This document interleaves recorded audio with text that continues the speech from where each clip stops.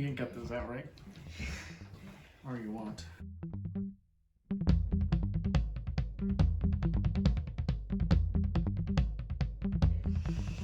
All right.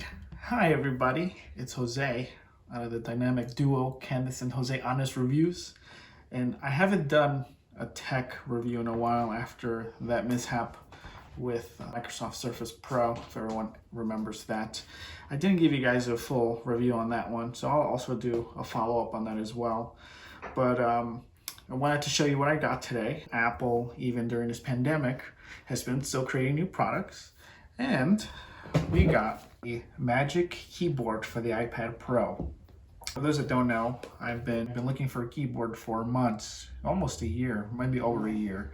Originally had an iPad Pro 11-inch, which I ended up giving to Candice and she uses. And I wanted something a little bit bigger, so that's where the Microsoft Surface Pro came into play, but it just didn't work out for my needs. A Surface Pro is a computer, it's not a tablet, let's be honest. It has a computer operating system, doesn't have a tablet operating system. I couldn't even get a YouTube app. I had to go on the website every single time.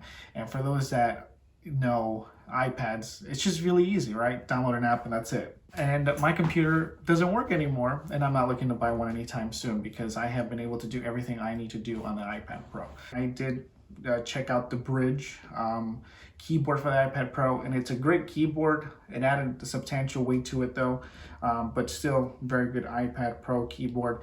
What I didn't like was the design and the hinges. And what I mean by that is, in order for you to change it into any type of a viewing angle, had to go into these hinges, and it was just inside. And then if you wanted to take it out and not use the keyboard, it was just troublesome and cumbersome. It wasn't great. And then I tried out the Logitech. It was okay at best. I think that for those Logitech fans, I think it's great, but for what I needed it for, it was just too bulky. It wasn't adaptable for what I needed. I returned all those keyboards, returned the Surface Pro, never used it, and ended up getting an iPad Pro 12.9 from, if you remember in that video, we ended up going to the Apple store on Black Friday. Then Apple surprised us. A new iPad Pro 2020 came out, but there was no need to get a new iPad Pro because the Magic Keyboard that accompanied it is compatible, backwards compatible. So you can use this with the 2018 iPad Pro and the new 2020. So again, wanted to show you guys this, and we'll do an unboxing and a quick tutorial slash first look at the Magic Keyboard. As any Apple packaging, very easy to take off.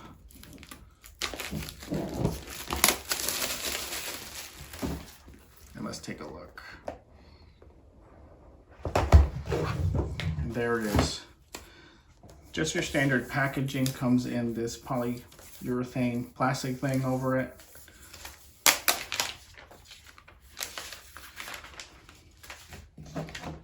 And here it is. So what's really cool about the Magic Keyboard is that it now uses the new scissor keyboard that the MacBook Pros use, which for those that used MacBook Pros in the past and remember the butterfly design, not so great.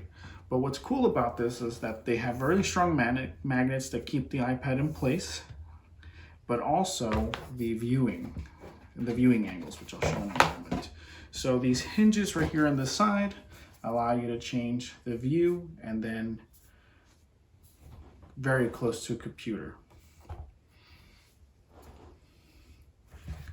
Very nice, very good substantial weight. I like weight on my devices. I know for those that carry them around all the time, they say, no, that's not great, but I disagree. So we open it up, and already I can tell it's a very sturdy clip here, hinge, very sturdy. The connector that's on the back of the iPad Pro will go right there. And then a USB-C run through where you can plug other devices so that you're not clogging up the other USB-C on the iPad Pro. So now, take the iPad. That's it. I'm surprised, it clicked really strong. Doesn't come out at all. It reminds me of the other folio cases that Apple has, but it does add significant weight, but I like this. I like this notebook feel. So now when we open it up, oh, wrong way. We open it up, start off like this, but then this is where the beauty of the keyboard has this angle right here where it gets it closer to your keyboard. And what's cool is because it's powered through that smart connector in the back, the keyboard will light up. And the trackpad, probably one of the greatest things. And here you can see the keyboard cursor, which is really cool. So we see the backlit keyboard again, as I mentioned earlier. It doesn't have a function row. I know that a lot of the early reviews said that that was really important. I think that for an iPad Pro, function keys are probably not as important. You can just touch the screen. From using it, the trackpad is seamless and intuitive. I mean, it's just like using a Mac. And what's great is if you have multiple apps open. So for example, if I were to open Microsoft Teams, just like on a Mac, 4-finger swipe up, I can exit. If I open my mail, same thing. And then what's cool is I can go between all my apps. So this makes it really cool. And then I want to test the typing. So we're going to go and make a new note.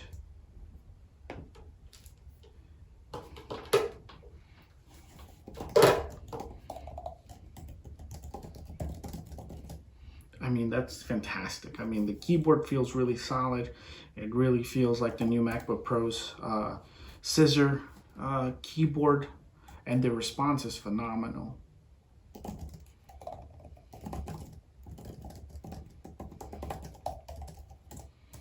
So I'll use it for a couple days, and then I'll post up another follow-up video for those that have any questions on the usage. But feel free to take a look at the video, leave some comments below, like, subscribe, and I'll be using this a little bit longer.